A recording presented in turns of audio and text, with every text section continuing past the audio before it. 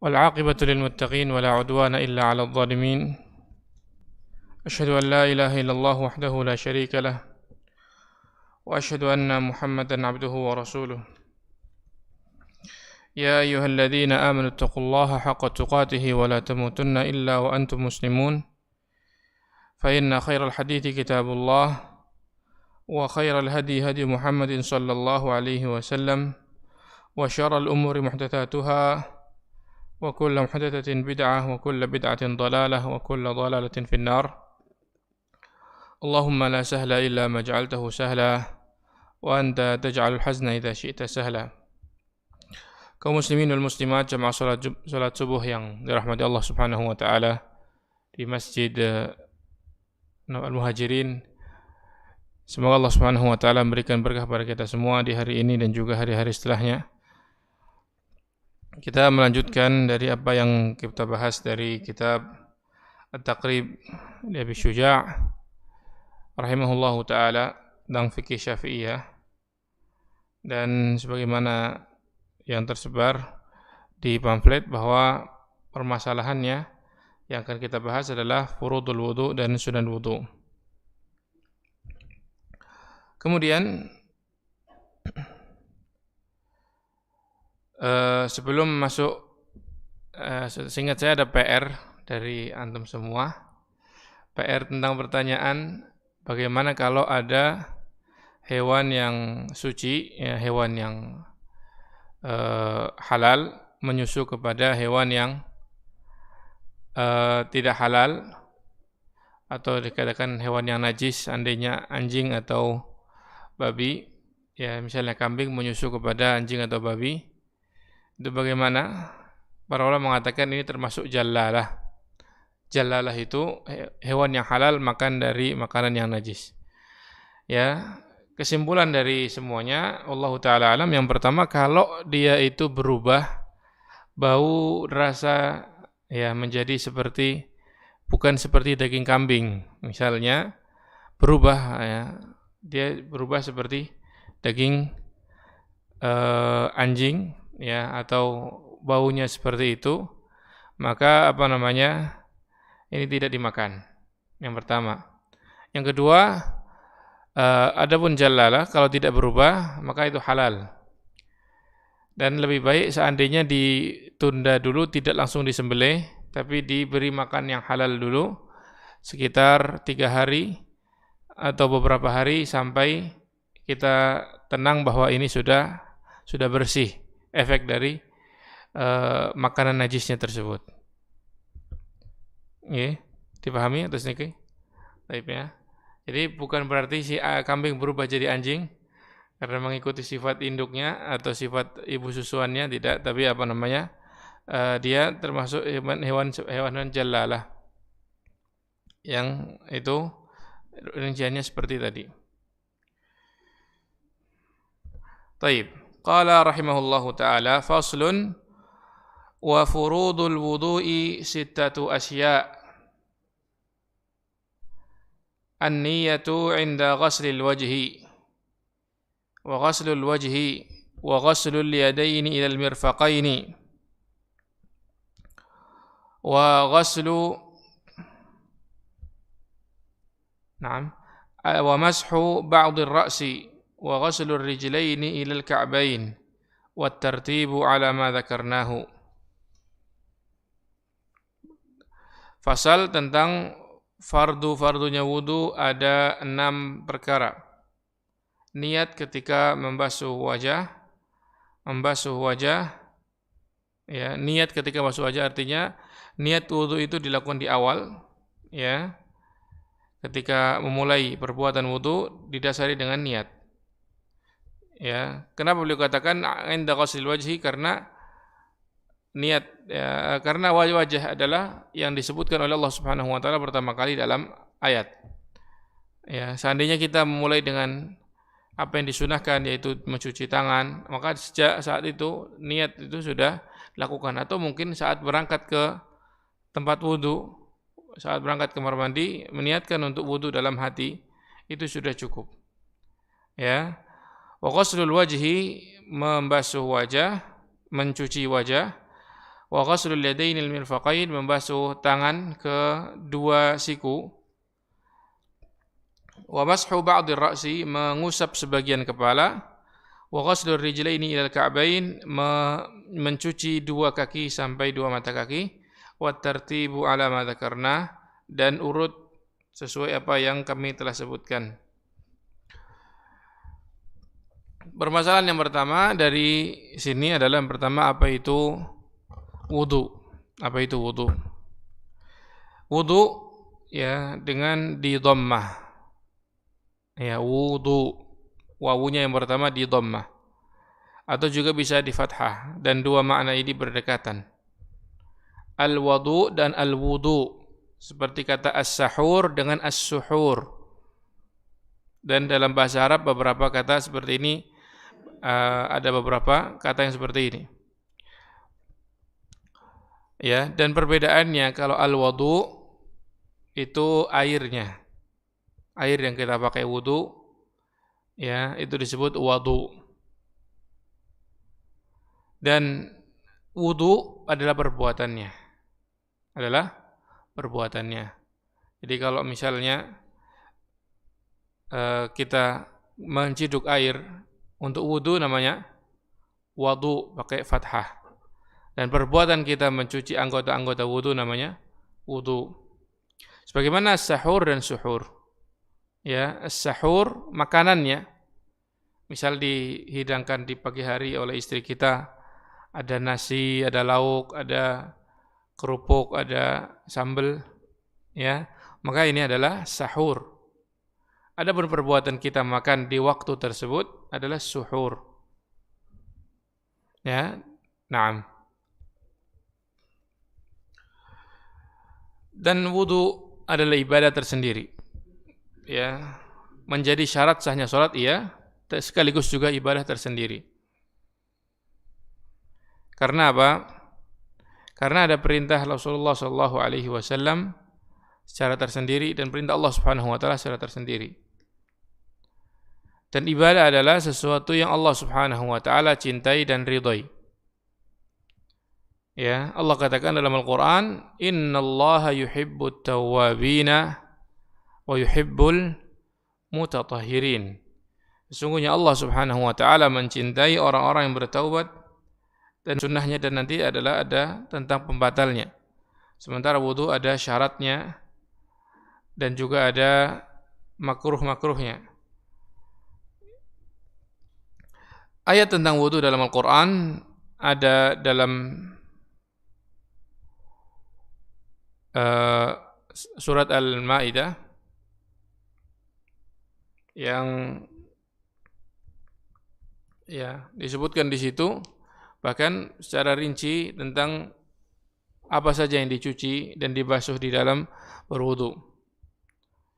Allah katakan, "Ya ayyuhalladzina amanu idza qumtum ila sholati faghsilu wujuhakum wa aydiyakum ila al-marafiq wamsahu bi ru'usikum wa arjulakum ila al-ka'bayn." Wahai orang-orang yang beriman, apabila kalian ya qumtum ila shalah, bangkit menuju salat. Ya, artinya bangkit menuju salat, memiliki keinginan untuk salat. Keinginan untuk salat, faghsilu wujuhakum, maka cucilah wajah kalian. Wa aydiyakum ilal marafiq, cucilah tangan kalian sampai ke siku. Ya.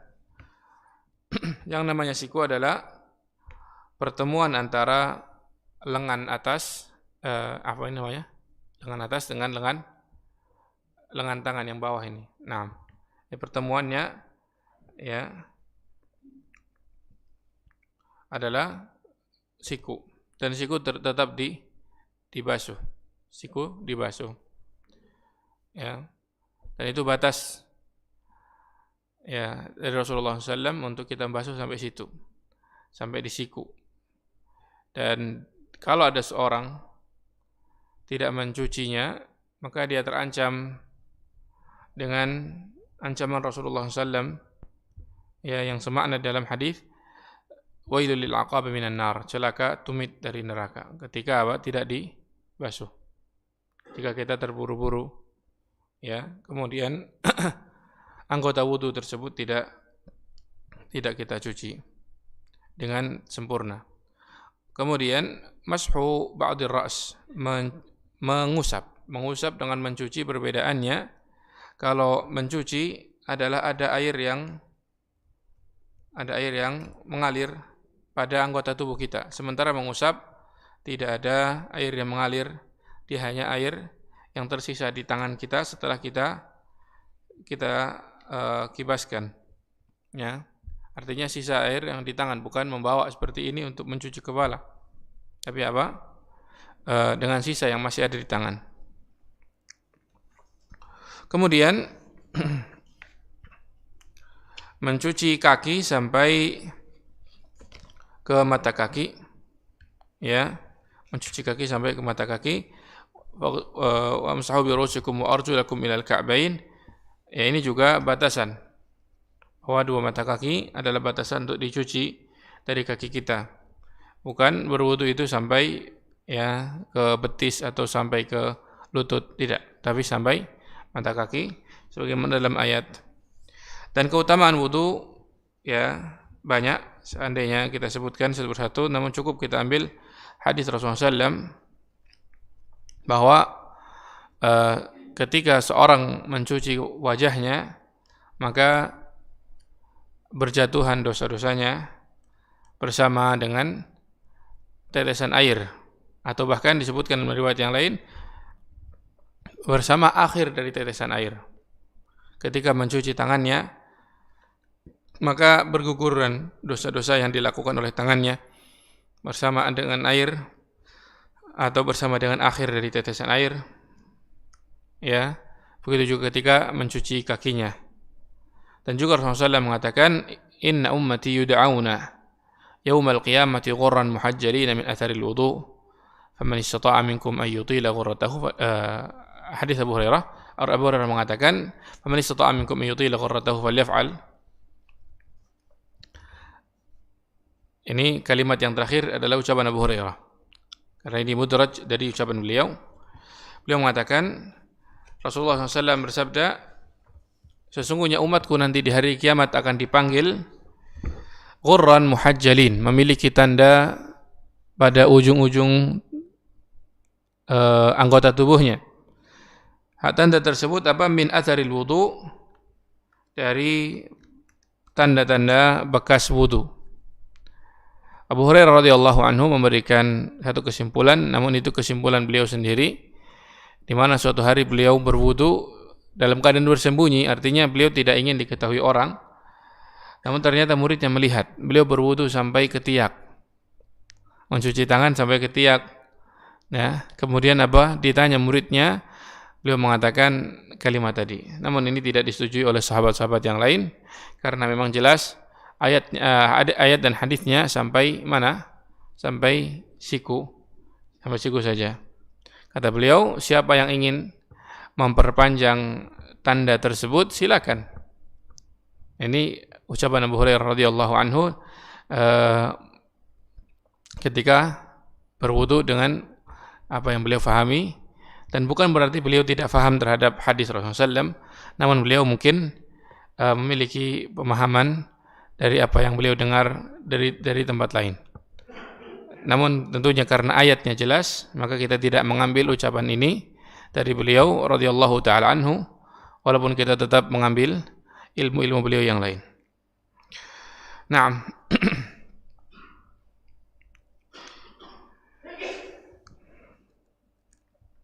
Kemudian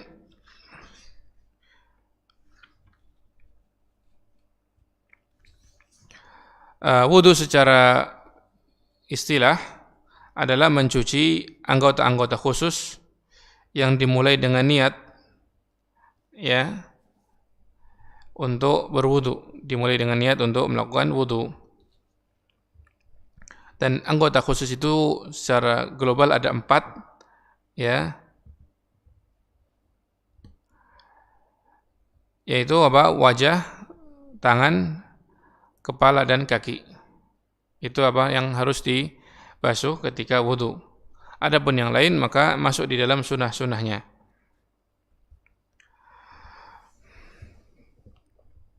Dan fardu-fardunya wudu ini mencakup wudu yang sunnah dan juga wudu yang wajib.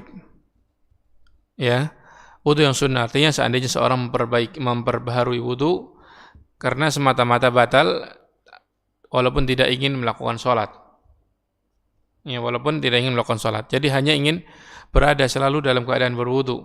Dan tidak mengapa, dan ini ada kebaikan. Ya, seorang memperbaiki atau memperbaharui wudunya setiap dia batal itu tidak mengapa. Tentunya tanpa takalluf, tanpa memperberat diri. Tapi yang wajib dia lakukannya ketika dalam keadaan berhadas, ya, dalam keadaan berhadas atau ingin sholat atau kedua-duanya. Ya, dalam keadaan berhadas dan ingin sholat ini paling kuat karena apa? Rasulullah SAW mengatakan, la yaqbalullahu salata ahadikum idza ahdatha hatta yatawadda. Tidak akan Allah menerima ya salat salah seorang dari kalian apabila dia berhadas sampai dia berwudu. Artinya seorang ketika berhadas, buang angin, buang air kecil, buang air besar, kemudian dia ingin salat, maka tidak akan diterima salatnya sampai apa? Sampai berwudu. Maka orang yang berwudu hendaklah dia mencuci anggota-anggota yang disebutkan oleh Allah Subhanahu wa taala. Yang tadi disebutkan ada 6 perkara. Kemudian yang dimaksud dengan furud yaitu kewajiban, yang dimaksud adalah rukun. Rukun adalah penyangga yang apabila ya penyangga tersebut roboh maka apa? Roboh pula amalan tersebut. Naam. Ya. Kemudian Al-Imam Abu Syuja' tidak menyebutkan tentang ya syarat dan makruhnya. Namun kita sebutkan dulu sebentar tentang syarat ya. Untuk wudu ada 11 ya bagi orang yang sehat dan yang sakit. Dan ditambahkan 3 syarat untuk wudunya orang yang sakit dengan 3 tambahan, maka totalnya untuk orang sakit ada 14. Banyak sekali. Baik, kita sebutkan yang pertama air mutlak. Adanya air yang mutlak.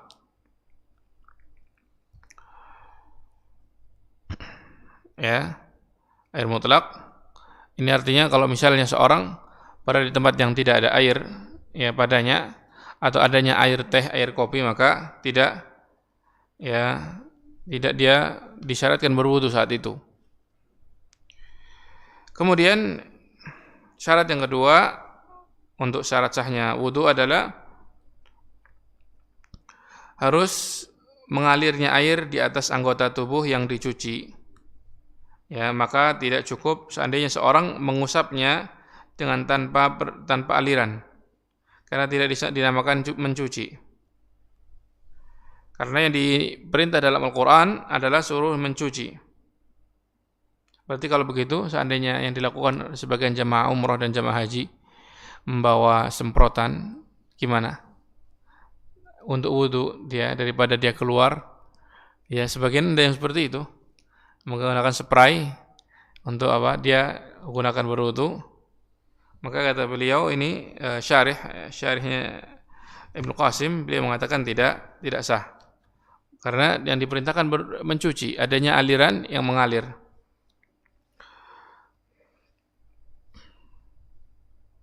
Kemudian syarat yang ketiga, tidak ada pada anggota tubuh kita sesuatu yang bisa merubah air yang membuatnya keluar dari nama mutlak. Seperti misalnya parfum za'faran. Ya, kalau misalnya orang sudah pakai parfum, kemudian dia mau berwudu, hilangkan dulu parfumnya tadi sehingga apa? Masuk meresap. Baik. Kemudian disebutkan yang lain adalah tidak ada pembatas yang menjadikan air itu sampai ke anggota. Seperti apa? Misalnya kita pakai vaselin, ya, artinya minyak, ya, ada tinta, ada tip X, masih menempel, ada cat, itu menghalangi air masuk ke dalam, ya, tubuh.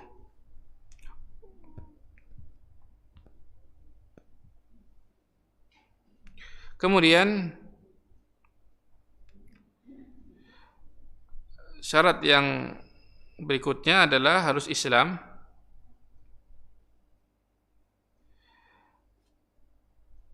Kemudian syarat berikutnya adalah tamyiz.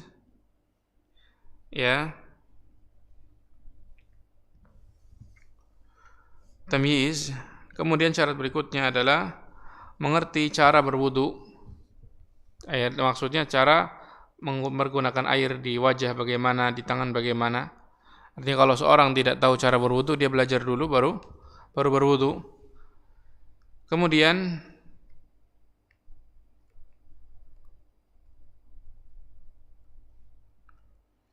disebutkan di sini syarat yang ini mengetahui mana yang fardu, mana yang sunnah dari wudu, dan ini agak berat ya. Ini berat, artinya kalau misalnya kita sekedar berwudu mencontoh Rasulullah SAW itu cukup. Taib. Kemudian berikutnya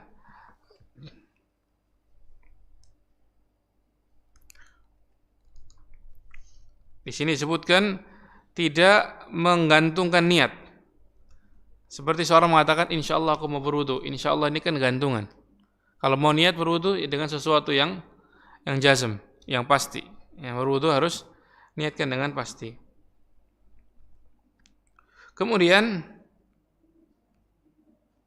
tidak ada yang membatasi, yang menghalangi dari sahnya. Seperti misalnya, ya, niatnya salah, niatnya untuk berdingin-dingin saja ketika puasa, atau juga seandainya ada pembatas yang penghalang yang lain, ya, adalah murtad. Saat berwudu tiba-tiba dia ragu tentang agama Islam, ini benar apa enggak? Ya, ngapain nyuci ini?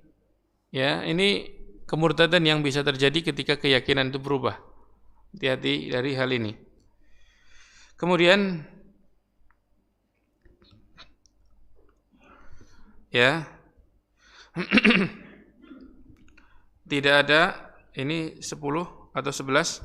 Yang ke-11, na'am, adalah tidak ada yang membatalkannya. Ya, ketika lagi berwudu melakukan sesuatu yang membatalkan. Tiba-tiba misalnya lagi berwudu, haid turun, atau tiba-tiba buang angin, maka mengulangi dari awal. Ini menjadikan syarat sah seorang berwudu. Ada 11 disebutkan oleh penulis, oleh pensyarah Al-Imam rahimahullahu taala, Muhammad bin Qasim rahimahullahu taala. Kemudian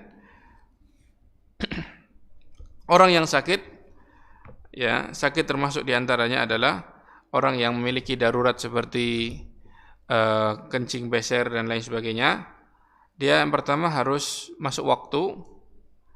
Itu kata beliau seperti itu. Kalau misalnya dia belum masuk waktu, tidak sah. Harus wudu lagi ketika masuk waktu. Yang jelas wudu tersebut dilakukan saat mau sholat. Itu orang yang beser seperti itu. Kemudian mendahulukan untuk istinja dulu, ya, sebelum berwudu. Ini juga tidak tahu dari mana beliau mengambilnya. Yang jelas beliau mengatakan bahwa orang sakit hendaknya dia harus membersihkan dulu tempat keluarnya.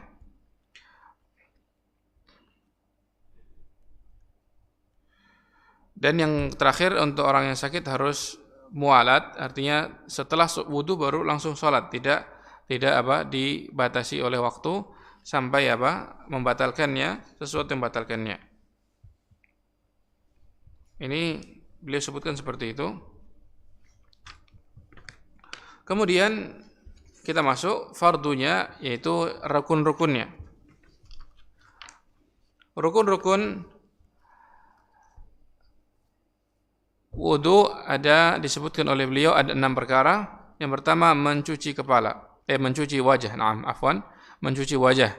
Wajah yang dimaksud adalah dibatasi dengan tempat tumbuhnya rambut. Ya, tempat tumbuhnya rambut. Ya, dari atas berarti dari batuk, ya, pada umumnya ya. Arti kalau orang batuknya terlalu lebar, maka wajahnya dia bagian yang depan sini. Ya.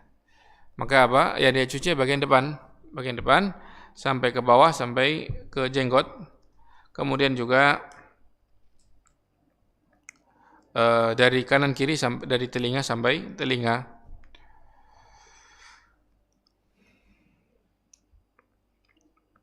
Kemudian disebutkan oleh beliau bahwa ketika seorang mencuci wajah, maka paling tidak sedikit juga dia akan mengenai kepalanya, artinya di luar wajah. Ini rambutnya terkena. Ya. Walaupun itu niatnya hanya mencuci wajah. Karena kalau tidak maka kita akan mengurangi kadar wajah kita yang kita cuci.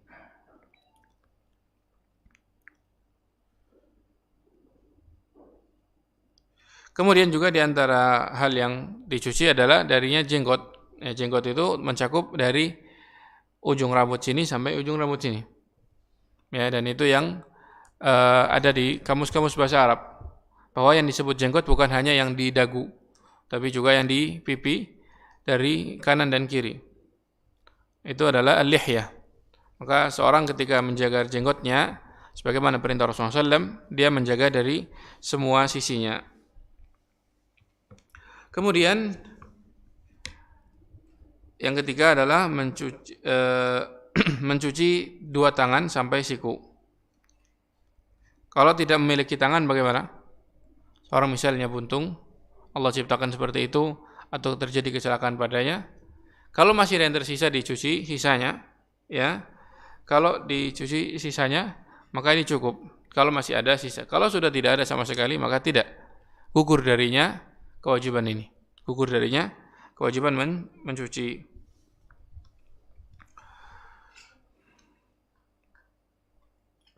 Kemudian termasuk yang kita cuci dari tangan adalah jari-jari kita, kemudian juga menyela-nyelainya, kemudian sebisa mungkin juga kuku juga terkena. Tidak boleh ada yang kurang dari tangan tersebut, termasuk juga siku kita harus terkena air. Jazakumullah khair. Kalau misalnya di bawah kuku kita ada sesuatu yang menghalangi air juga harus dihilangkan dahulu, ya. Naam.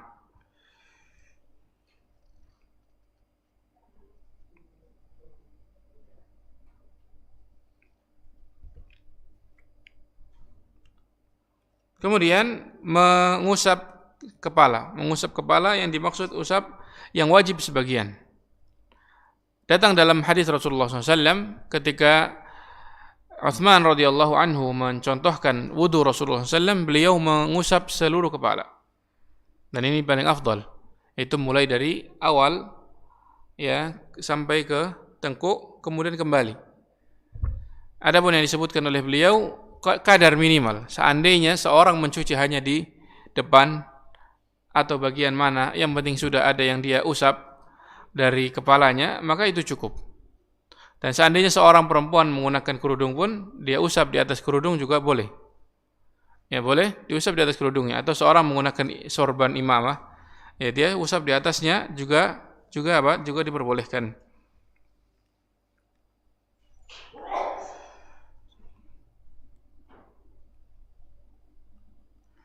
Disebutkan seandainya seorang mencuci, kepala dicuci bukan sekedar diusap, maka juga diperbolehkan karena mencuci itu kadar lebih ya, kadar lebih dari sekedar mengusap.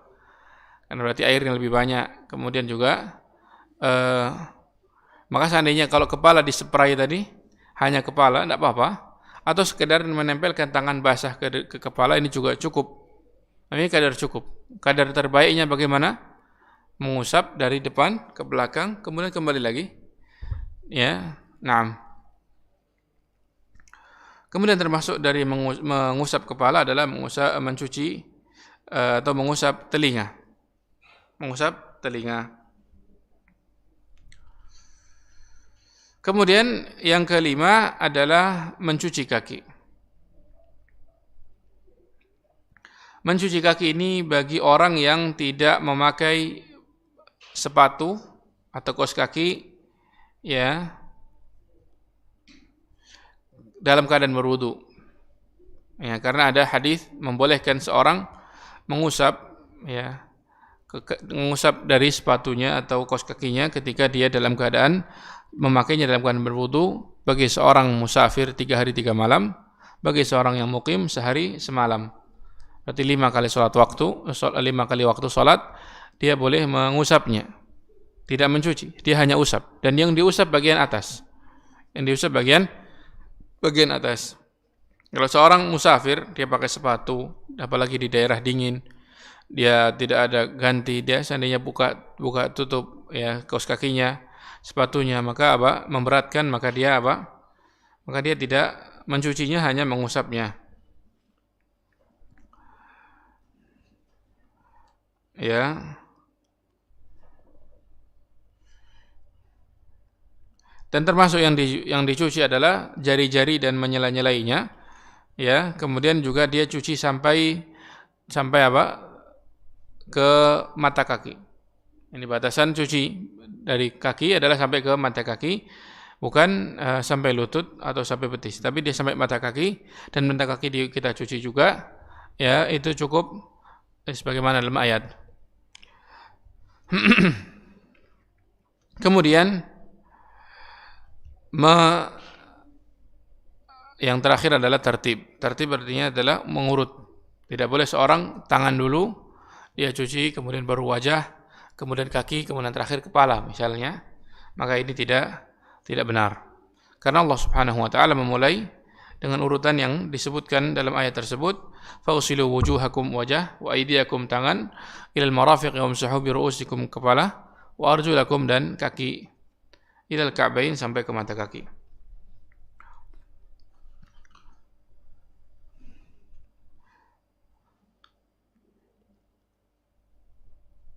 Taib. Maka seorang ketika lupa urutannya maka tidak cukup, maka dia harus mengulang dari tempat yang dia yakin darinya. Seandainya tadi lupa ini tangan sudah belum, maka dia usap tangan baru dia kepala. Ya. Tapi kalau misalnya sudah kelihatan basah, dan sampai basah sampai belakang, oh ini menunjukkan sudah. Jangan ragu-ragu, ya. Jangan ragu-ragu sampai akhirnya terkena was-was. Sampai akhirnya terkena was-was. Kemudian sunnah wudu. Kata beliau wa sunanuhu 'asyaratun. Sunnah wudu ada 10. Wa sunanuhu 'asyratu asya'a. At-tasmiyatu wa ghaslul kaffaini qabla idkhalihima al-ina'a wal madmadatu wal istinshaqu wa mashu jami'i ar-ra'si wa mashu al-udhunaini zahirihima wa batinihima bima'in jadid wa takhlilu al-lihyati wal-kathah wa takhlilu al-asabi' al-yadayn wal-rijlayn wa taqdimu al-yumna 'al-yusra wa at-taharatu thalathan wal muwalat.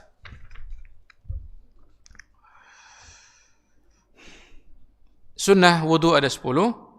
Yang pertama adalah at-tasmiyah, baca bismillah. Ya, hadisnya Rasulullah SAW mengatakan, wala wudu'a liman lam yadhkur ismallahi alaihi. Tidak ada wudu kecuali bagi orang yang tidak membaca bismillah. Kemudian ghaslul kaffaini, mencuci 2 telapak tangan sebelum dimasukkan ke dalam bejana. Ya, ini juga ada mencuci telapak tangan dulu sebelum dimasukkan ke dalam bejana, itu juga ada sunnahnya di dalam berwudu. Wal madmadah, berkumur. Berkumur artinya masukkan air ke dalam mulut, walaupun tidak diputar. Selama air sudah masuk dalam mulut cukup. Wal istinsyaq, dan memasukkan air ke dalam hidung. Tentunya juga mengeluarkannya. Dan ini ada sunnah yang lain ketika istinsyaq, ketika seorang tidak berpuasa, hendaknya dia bersungguh-sungguh di dalam menarik air tersebut. Apalagi kalau bangun dari tidur. Ada hadis tentang masalah ini, ya, tentang bahwa syaitan tidur di pangkal hidung salah seorang dari kalian, atau kama qala sallallahu, kemudian dia membisikkan kepada kita, tidurlah, malam masih panjang. Ketika seorang membersihkannya dengan istinsyaq, maka akan pergi dia dari tempat tersebut. Kemudian mengusap semua kepala, ini sunnah. Artinya yang paling sempurna.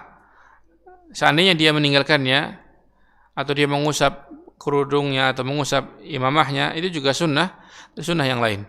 Tapi kalau seorang tidak memakai apa-apa, dia kepala ya terbuka, maka sunnahnya ya yang ditekankan baginya hendaknya dia cuci dari awal kepalanya sampai ke belakang.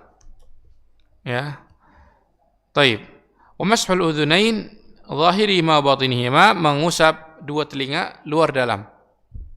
Luar dalam artinya apa? Yang dalamnya dan yang di luar yang menjadi penutupnya, ya. Itu diusap juga. Dan dalam hadis disebutkan itu dari satu air yang sama dengan pengusap kepala. Tidak mencuci yang baru, tidak mengambil dari yang baru.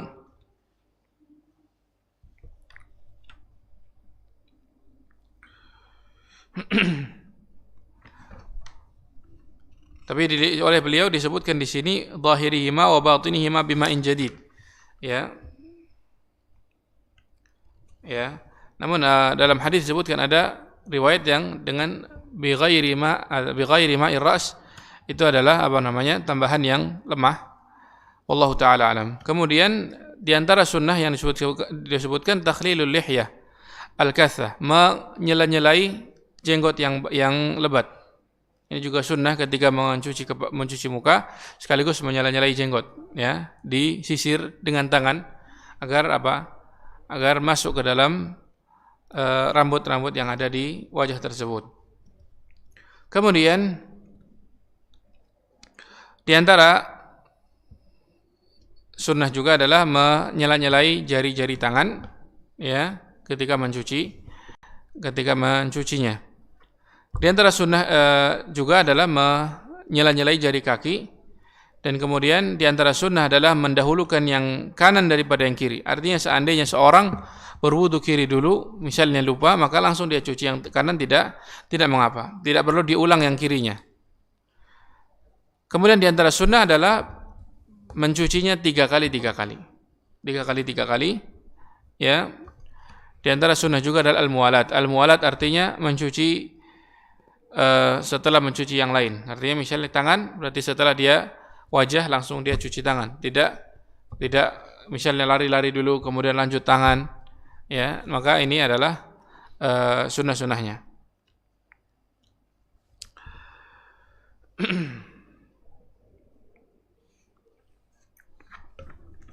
Baik, kita bahas pertama, sunnah-sunnah ini adalah sesuatu yang seandainya ditinggalkan tidak mengapa. Ya, tidak mengapa artinya tidak mengurangi keabsahan dari wudu. Tapi seorang menjalankannya tentu lebih utama.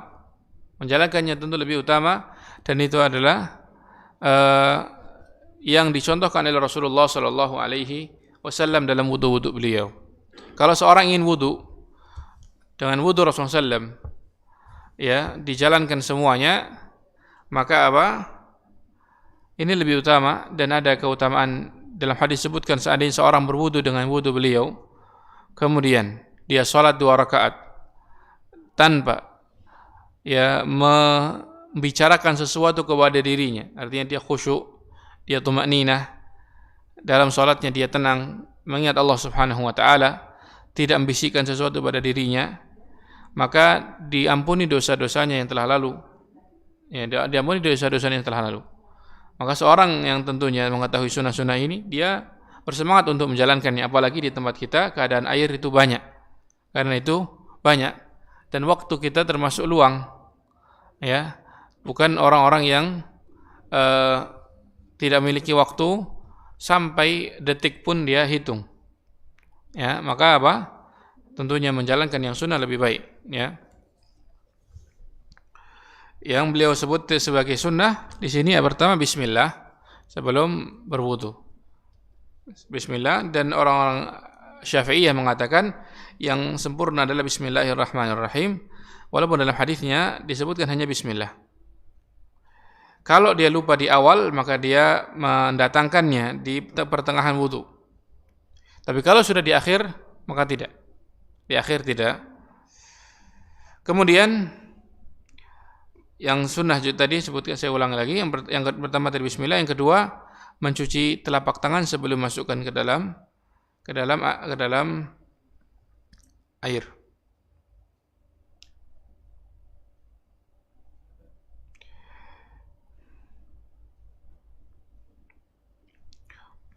Disebutkan oleh pensyarah bahwa ini kalau seorang dia ya dalam keadaan tidak yakin bahwa tangannya suci. Ya. Kalau misalnya dia tidak yakin, maka dia mencucinya dengan dia menciduk, dia cuci di luar bejana. Tapi kalau misalnya dia yakin tangannya suci, tidak mengapa dicelupkan. Kemudian di antara sunnah adalah kumur-kumur. Kumur-kumur dilakukan di awal wudu ketika setelah mencuci telapak tangan di awal wudu. Ya. Dan itu dilakukan boleh dengan memutar air di dalam mulut atau tidak.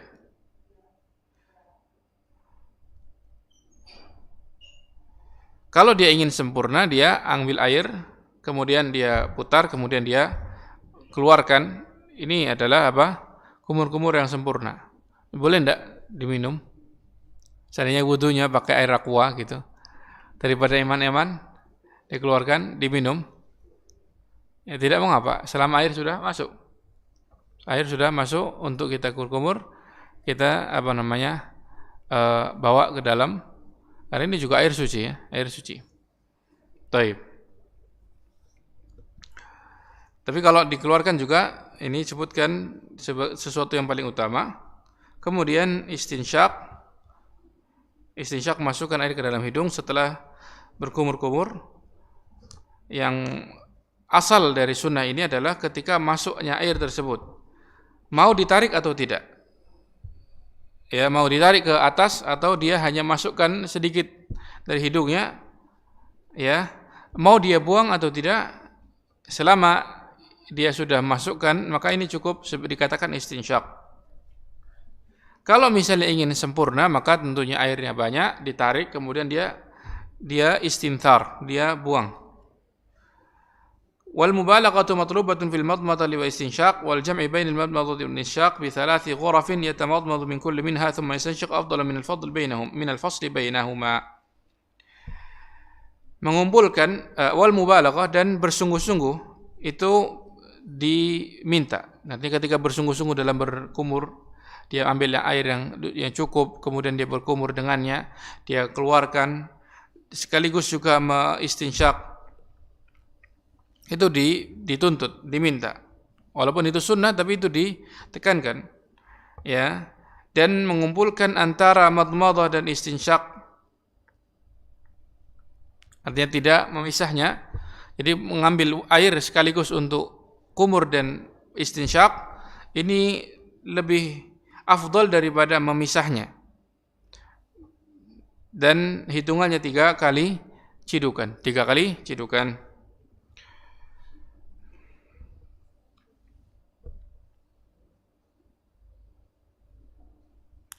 Kemudian sunnah yang berikutnya adalah mencuci semua kepala. Kalau tadi sedikitnya wajib, artinya berarti kadar minimalnya sedikit, yang penting kepala terkena air, itu wajib.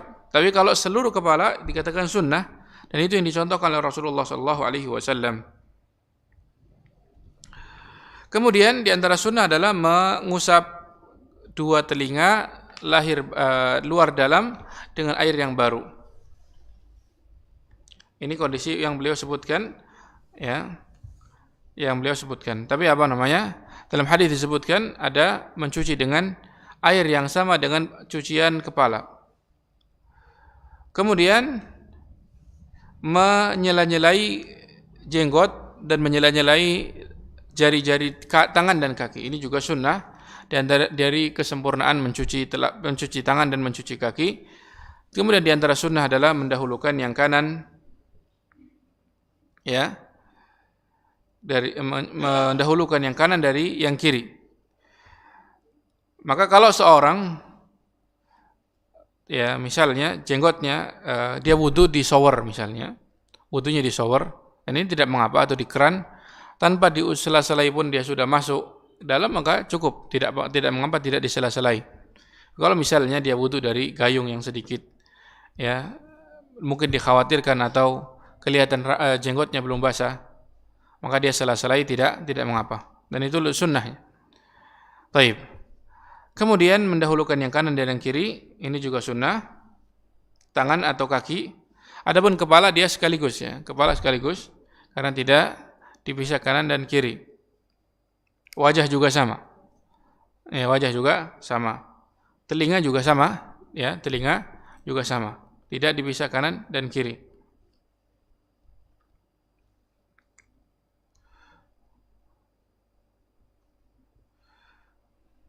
Kemudian di antara sunnah menghitung 3 kali. Ya, walaupun wudu sekali sah, 2 kali juga sah, 3 kali sah. Adapun lebih dari itu para ulama memakruhkannya. Karena apa? Dikhawatirkan masuk ke dalam kategori keraguan di dalam agama. Dikhawatirkan masuk dalam kategori keraguan di dalam agama. Ya. Kemudian yang terakhir adalah yang sunnah adalah muwalat. Muwalat artinya seseorang melakukan wudu berurutan, satu berikutnya lagi, tidak dipisah-pisah dengan perbuatan yang lain. Tidak, ya, bisa-bisa dengan perbuatan yang lain. Wallahu taala alam.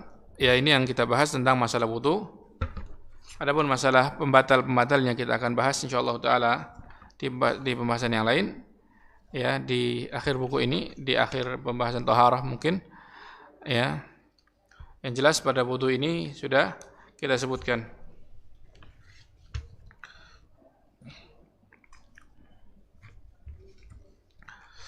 Kemudian terkait masalah wudu, kita bacakan hadis Utsman bin Affan radhiyallahu taala anhu, yaitu terjemahannya.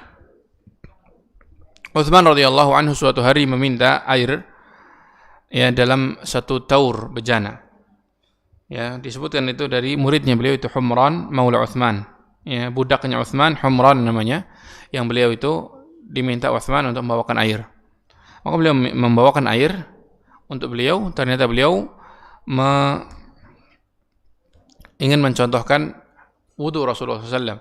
Beliau mencuci tangannya, kemudian ya kemudian beliau tamadmad wastansyaq wastanthar salatan. Sebutkan seperti itu. Beliau berkumur-kumur sekaligus istinsyak dan istinthar 3 kali. Kemudian beliau mencuci tangannya 2 kali. Kanan kiri 2 kali, kanan 2 kali, kiri 2 kali. Kemudian beliau mengusap kepalanya. Bada'a bi muqaddami ra'sihi hatta dhahaba bihima ila qafahu thumma raddahuma ila al-makan alladhi bada'a minhu, kata Humran. Beliau mulai dari muqaddami ra'si, kepala bagian depan, thumma dhahaba bihima, dengan membawa tangannya ke belakang, ila qafah, sampai ke tengkuk, kemudian raddahuma, mengembalikannya ke depan, thumma ghasala kemudian masahu udunaihi, atau beliau langsung mencuci kakinya. Kemudian beliau mencuci kakinya sampai ke mata kaki. Ini hadis yang mengumpulkan tentang wudu dari Utsman bin Affan, dan hadis yang lain juga ada dari di antaranya Abdullah bin Zaid radhiyallahu taala anhu tentang masalah wudu, ya, menjelaskan tentang wudu ini. Dan wudu ini termasuk amalan yang syariatnya dalam Al-Qur'an disebutkan secara rinci. Seperti permasalahan warisan disebutkan secara rinci, sebagaimana wudu juga disebutkan rinci, ya, anggota-anggota yang dibasuh. Lain dengan salat, hanya disebutkan secara global dalam Al-Qur'an perintah salat. Adapun tata caranya, waktunya dan lain sebagainya tidak disebutkan secara rinci. Kaum muslimin dan muslimat rahimani wa rahimakumullah jami'an, ini yang bisa saya sampaikan untuk pagi hari ini tentang wudu. Maka mari kita menyempurnakan wudu kita sesuai apa yang datang dari Rasulullah SAW. Dengannya kita bisa menggapai janji-janji Rasulullah SAW dalam hadis-hadisnya tentang orang-orang yang berwudu, dan tentunya mendapatkan cinta dari Allah Subhanahu wa taala. Karena tentunya, ya, bukan masalah seandainya kamu mencintai, masalahnya apakah engkau dicintai. Ya tidak, kita ngaku cinta kepada Allah Subhanahu wa taala. Tapi setiap orang bisa mengaku. Tapi bagaimana kita bisa dicintai oleh Allah Subhanahu wa taala, tentunya itu yang lebih agung untuk kita perhatikan. Ya, yaitu dengan diantaranya menyempurnakan wudu-wudu kita. Semoga Allah Subhanahu wa taala menjadikan kita orang-orang dicintainya dan dipanggil pada hari kiamat dalam keadaan miliki tanda khusus orang-orang berwudu. Allahumma amin ya rabbal alamin. Wa sallallahu wa sallam ala nabiyina Muhammad wa ala alihi wa sahbihi ajma'in. Wassalamualaikum warahmatullahi wabarakatuh.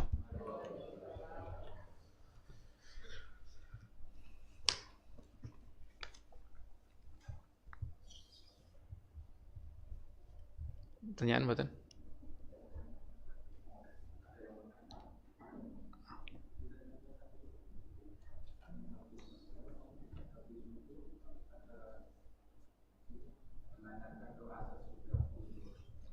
Baik, doa sudah wudu ada dalam beberapa hadis, di antaranya salawat. Kemudian di antaranya adalah tasyahud, asyhadu an la ilaha illallah asyhadu anna muhammadar rasulullah. Dalam hadis yang lain disebutkan Allahumma ja'alni minat tawabin waj'alni minal mutatahhirin. Tapi ini sudah di luar amalan wudu. Seandainya tidak dibaca pun wudunya sudah sah. Dan ini sunnah, seandainya seorang membacanya tentunya apa? Tentunya baik. Ya, tentunya baik. Adapun doa di awal wudu, maka baca bismillah. Baca apa? Bismillah. Dan niat tempatnya dalam hati. Ya, niat tempatnya di dalam hati.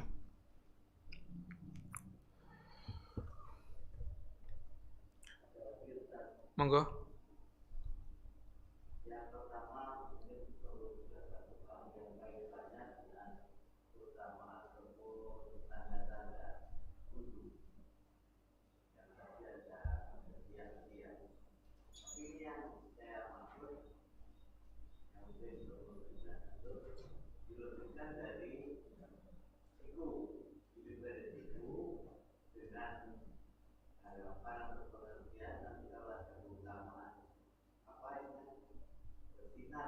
Nggih.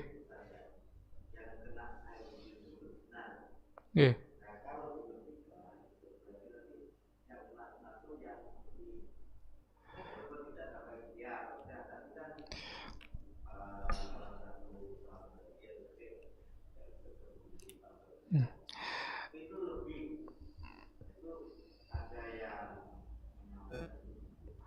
Baik, untuk masalah ini, nggih, barakallahu fiik.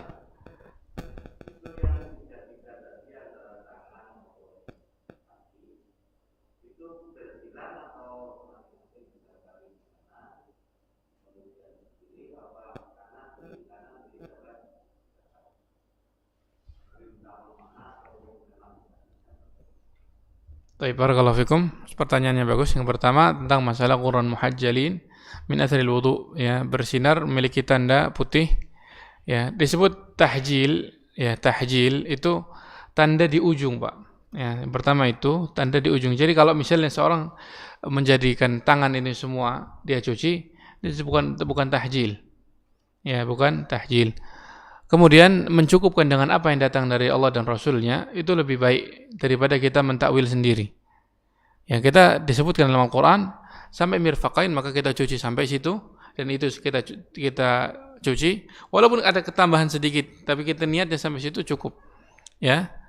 Kemudian seandainya kita cuci sampai ke atas, maka kita melebihi ayat. Kita melebihi ayat, dan ini apa namanya? Tentunya yang mengambil dari Allah dan Rasulnya lebih baik daripada kita takwil sendiri. Kemudian masalah tiga kanan kiri, yang saya pahami dari hadis-hadis yang saya baca itu kanan dulu dicuci 3 atau 2, ya, kemudian baru yang kiri, bukan selang-seling. Karena kalau misalnya selang-seling dia namanya bersamaan. Sementara tadi disebutkan mendahulukan yang kanan dari yang kiri. Ya, di antara sunnahnya mendahulukan yang kanan dari yang kiri. Walaupun kita cuci kanan kiri juga sah. Tapi apa? Kita cuci yang kanan dulu baru yang kiri lebih baik. Wallahu taala alam. Nggih, monggo.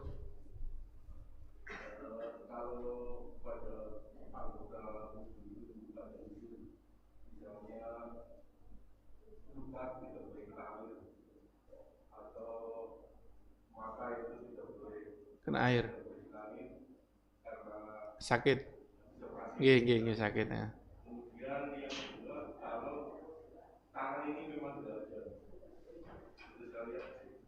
Nggih sebagian. Nggih. Baik.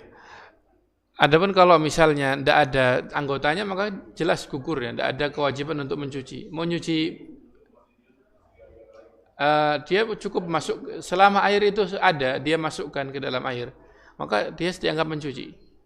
Ya walaupun dicucikan oleh orang, walaupun dicucikan oleh orang lain.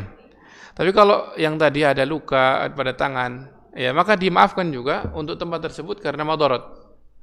Ya, seandainya dia mencuci muka, dia cuci sini, kemudian apa? Di atasnya, tanpa mengenai muka, tanpa mengenai mata, tentu ini lebih berhati-hati, tidak apa-apa.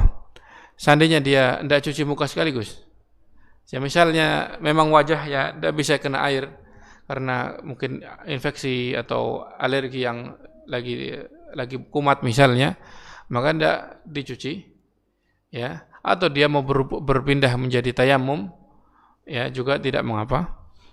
Berpindah jadi tayamum juga tidak mengapa, karena ini alasan sakit. Pernah suatu hari Rasulullah SAW ya diceritakan oleh beberapa sahabatnya tentang orang yang dia terluka kepalanya, ya lukanya besar.